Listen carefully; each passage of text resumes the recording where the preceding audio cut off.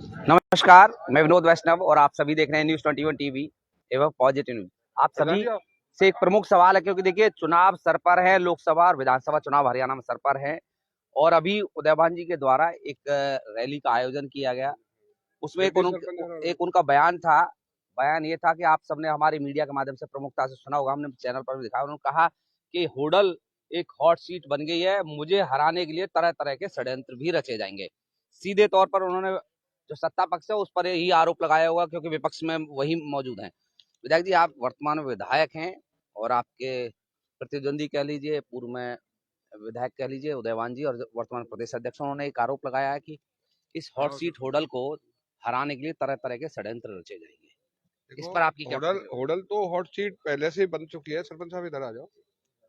होडल तो hot seat पहले से ही बनी हुई थी।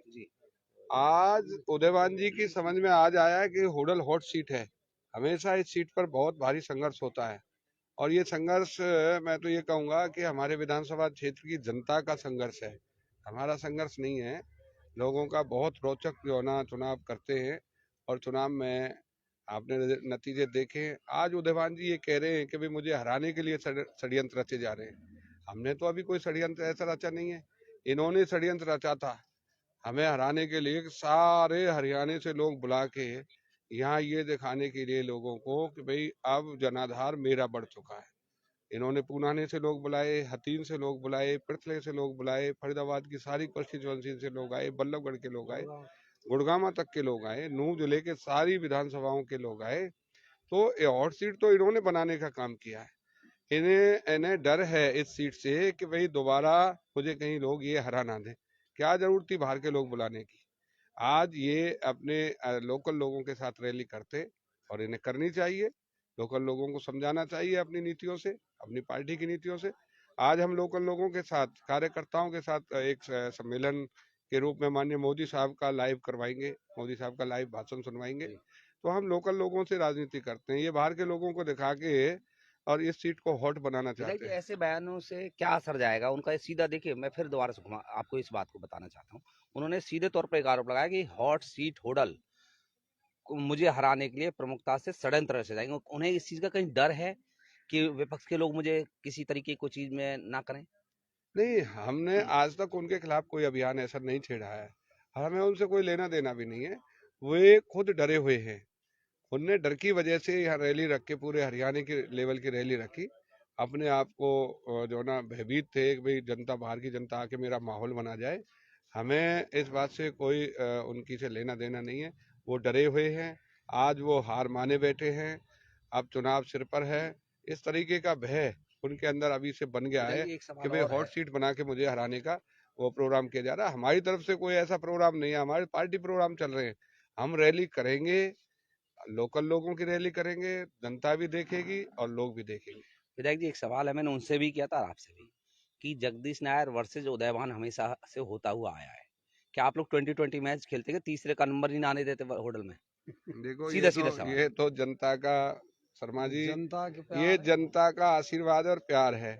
जनता जो है ना यहाँ अभी, और मैं मानता हूँ उदयभान जी कोई छोटे कैंडिडेट नहीं है। मैं कहता हूँ चैनल के माध्यम से, उनके पास सौदा है, अपना वोट बैंक है, लेकिन जनता ने मुझे भी अब कमजोर कैंडिडेट नहीं रहने दिया। जनता, ये बड़े बड़े गांवों के सरपंच साक्षी है, लोग मेरे साथ जुड़े रहते हैं। दोनों नेताओं के पास अपना जनाधार है और पार्टी का आशीर्वाद है। दोनों नेता, उनके ऊपर कांग्रेस का आशीर्वाद है तो मेरे ऊपर भरपूर भारतीय जनता पार्टी का आशीर्वाद है। तो दोनों का मुकाबले का कांटे का युद्ध होता है।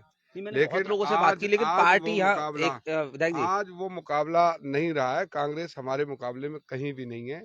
हम भारतीय जनता पार्टी के लोग हैं, हम स्वाभिमान है, हमें हमें गर्व है अपने नेता पर, माननीय नरेंद्र मोदी जी पर। 22 तारीख को जब दिवाली मन रही थी सारे देश के अंदर, तो सारा देश ऐसा लग रहा था कि राम में हो गया सारा देश। आज उसको लेकर कांग्रेसी भयभीत हो रहे हैं, डरे हुए हैं।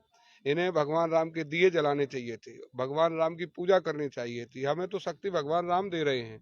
इन्होंने वो गलती करके वहां नौते पर वहां नहीं जाना मंदिर में, इन्हें बहुत बड़ी गलती की है। इन्होंने दिए नहीं जलाए, दिवाली नहीं मनाई, इस गलती का इनको खामियाजा भुगतना पड़ेगा, इसलिए डरे हुए हैं। और हमारे पर आरोप लगा रहे हैं कि भाई हमें हराने का मेरा प्लान सवाल बना है। ये है कि हमेशा से पार्टी बड़ी नहीं रही। होडल विधानसभा की मैं बात करूंगा, चाहे वो प्रदेश अध्यक्ष हैं, चाहे आप पूर्व मंत्री रहे हैं, ये आपकी सीधे मनोहर लाल जी की गुड बुक में आप सबसे मुख्य तौर पर गिने जाते हैं। हमेशा वर्सेस दो लोगों में ही चुनाव होता है, पार्टी में चुनाव कभी नहीं देखा गया।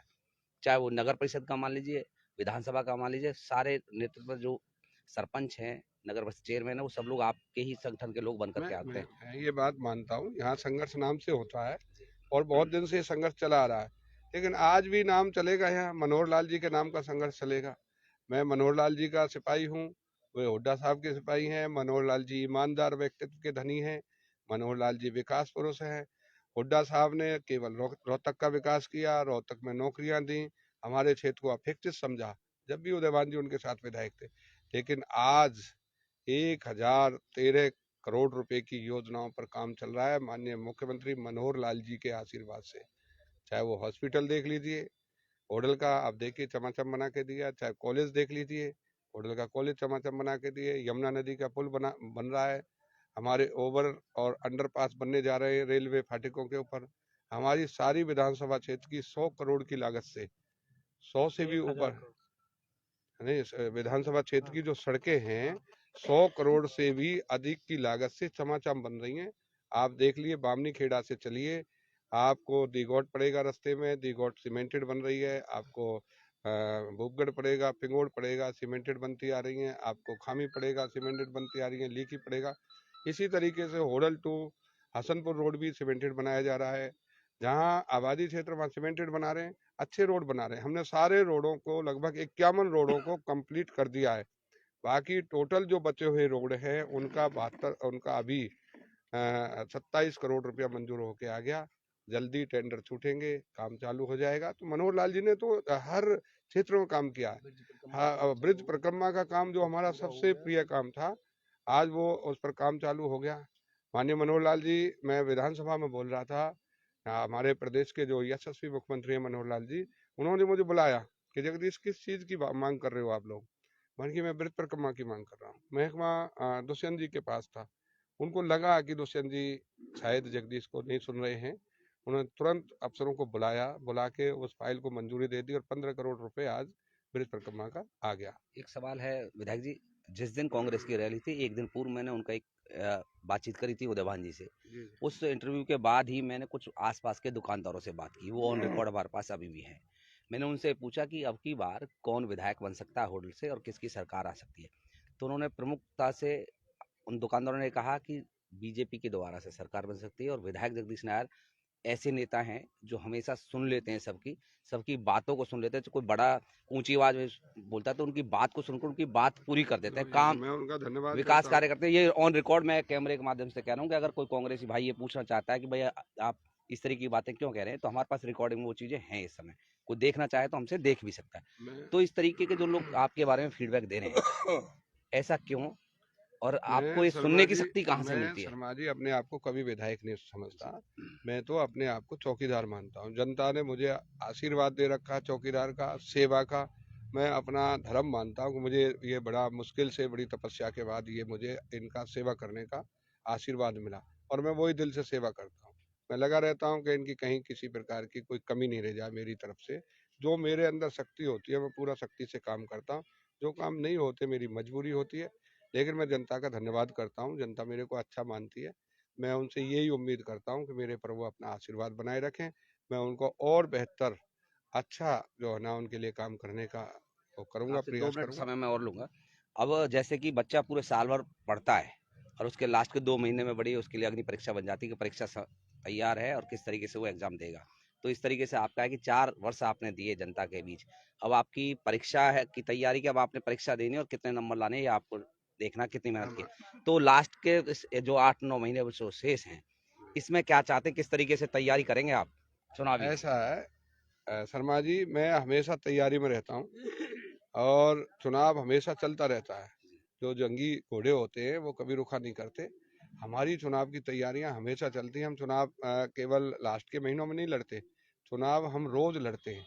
और जो परीक्षा की बात आप कर रहे हैं, परीक्षा पास कराना तो लोगों का काम है। प्रयास करेंगे, लोगों से हाथ मिलती जोड़ के जो कहीं नाराजगी है उसे दूर करेंगे। जो उनके काम है उनको आगे बढ़ाने का प्रयास करेंगे।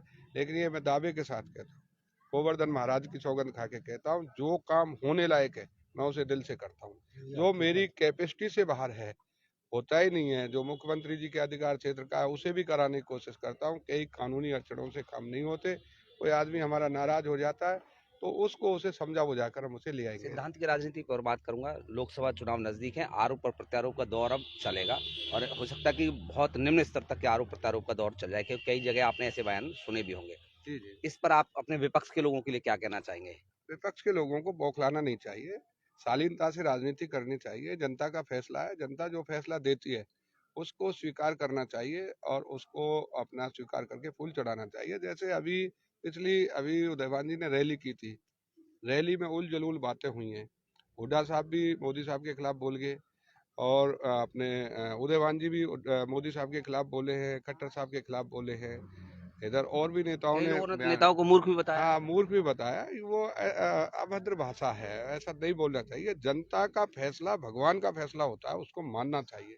जनता का फैसला अगर हम नहीं मानते हैं तो फिर हम भी अपने आप को कहीं ना कहीं गलत हम मानते हैं। आज का एक लाइव कार्यक्रम है मोदी जी का, इसमें क्या प्रमुख विशेषताएं रहेंगी? आज मोदी जी हमारे दक्षिणी हरियाणा के लिए एक बहुत बड़ी सौगात देने जा रहे हैं। मोदी साहब का हम बहुत दिल से थैंक्स करेंगे, सारे कार्यकर्ता मिलके। मंडी में हमारा प्रोग्राम है।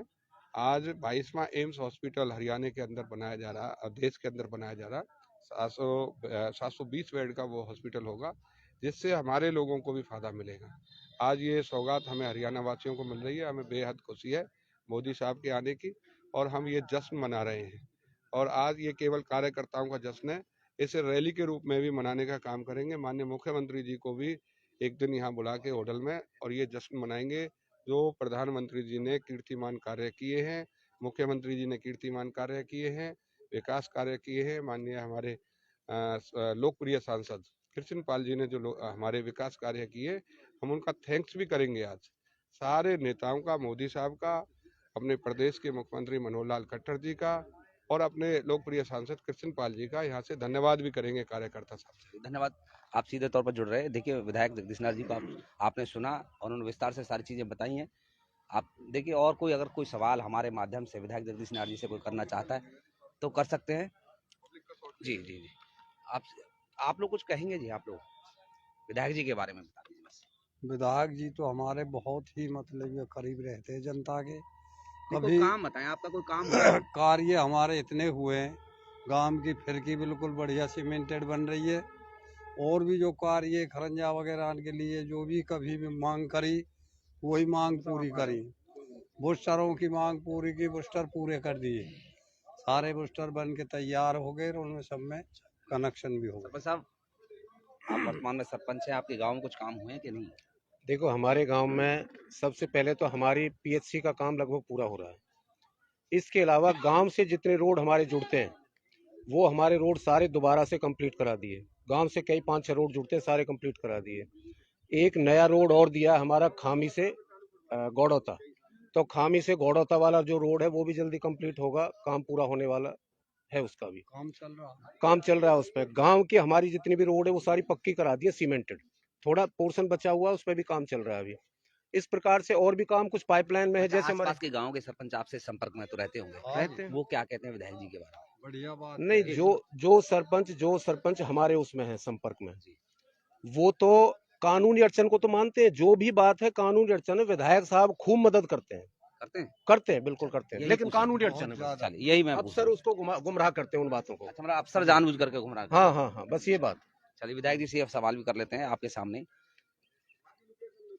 विधायक जी एक सवाल आपसे हो रहा है। एक सरपंच साहब कह रहे हैं कि कुछ जानबूझ करके अफसर गुमराह करने का काम करते हैं। इधर आ जाइए, इधर आ जाइए। तो इस पर क्या कहेंगे? विधायक जो जानबूझ के अफसर इधर देखो, ये मानना पड़ेगा, कुछ अफसर गुमराह करते हैं, मैं भी मानता हूँ।